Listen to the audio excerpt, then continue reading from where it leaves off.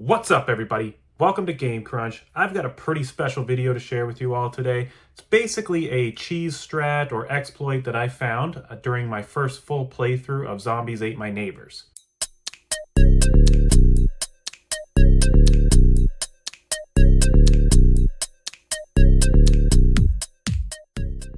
Basically, this cheese strat is mostly to be used on some of the more difficult stages in the game. I'm talking about level 48 and 36, that annoying spider boss.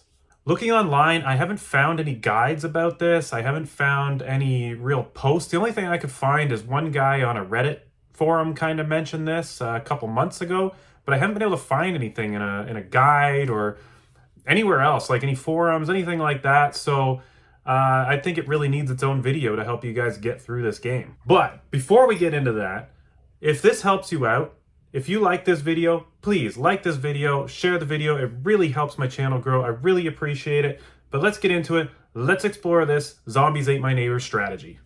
Now, during my initial playthrough, I didn't really discover this until about level 47 when I was fighting the snakes that are in that level. And I kind of used a beast potion. And at this point, it was easier just to kind of stand still and punch and let their heads come out at me as I punch them. And I kind of noticed this potion seems to be lasting a while. This is kind of weird. I didn't think too much of it initially, but this was my strategy for killing the snakes and beating level 47.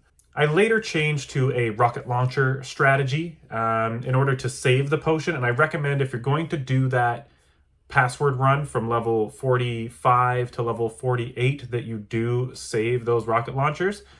But this is basically how I discovered it. Was on level 48.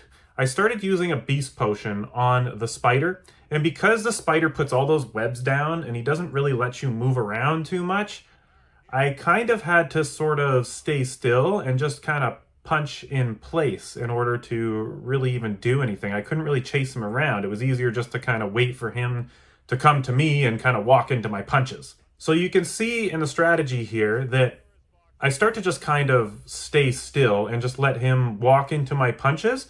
And that's when I started to notice, wow, this potion is lasting a while. This is weird. And again, I didn't really think too much of it initially because I wasn't really timing it. I was just playing the game and I was more, adrenaline pumping and trying to get through this freaking boss more than anything. But this is where I kind of started to notice something was a little strange. After my second night of trying to beat this game, I spent pretty much the full 5-hour stream dying to the second iteration of the spider boss. And the night after, the morning after, what I did was I watched some of my playback through of the 5-hour stream that I had while I was trying to kill this spider, because it occurred in my head, I was like, those beast potions were lasting a while, and why? So I watched it back, and I timed it. Here I have the timing of the first time that I use the beast potion in my initial stream. You can see it at about 52 minutes and 20 seconds into the stream. The beast potion that I use lasts about 2 minutes and 20 seconds. Now I use another beast potion at about 1 hour, 23 minutes and 20 seconds. This one lasts about 1 minute and 35 seconds. Now, I did a lot of testing, I did some reading, I found some guides to try and find out how long this thing is supposed to last, because at this point it's a little inconsistent. So at this point I started to think that maybe it's tied to like a step counter or it's got a timer. So when I went back on the third night, this is where I start to try and take this strategy to the extreme and really see how long I can get it to last. On this third night, when I finally beat this spider boss, so after going back and watching some of my footage of the victory attempt, the kill attempt, of when I use these potions, and when I really started to think, maybe if I just don't move at all, maybe they'll just last a really long time. So I went back and watched that footage because I wanted to know how long those potions actually lasted. So there was a potion I used at about 20 minutes and 22 seconds into the stream. That potion lasted 6 minutes and 35 seconds.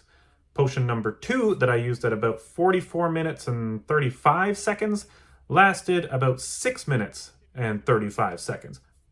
The same time. So here I'm thinking, maybe that's the maximum that they'll last if you don't move. So I wanted to know, is this the maximum that they last? But then I thought, well, I did move a little bit. I kind of popped the potion, and then I kind of moved into position.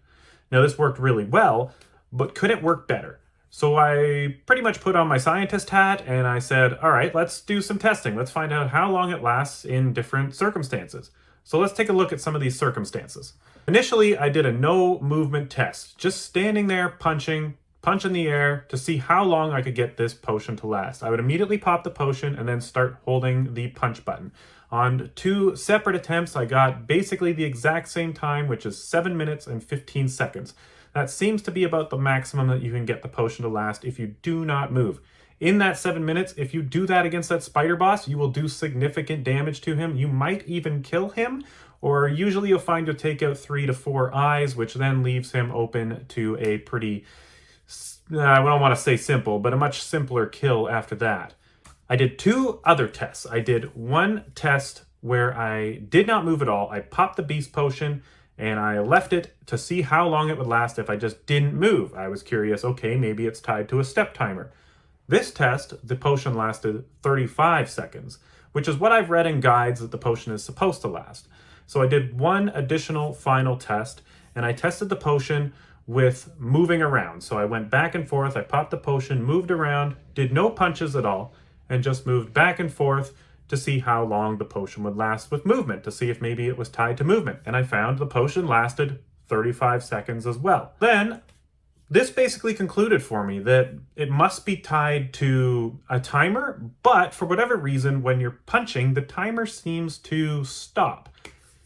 So what does this mean? If you continually punch, well, there seems to still be a timer. It may be tied to frames, or maybe it's just an overall timer. I don't know. I'd really like to see if someone dived right into the code to really see how this worked. I can't really tell myself. All I know is if you do not move and you keep punching, you will get that potion to last about 7 minutes and 15 seconds, which can do some significant damage to that spider boss.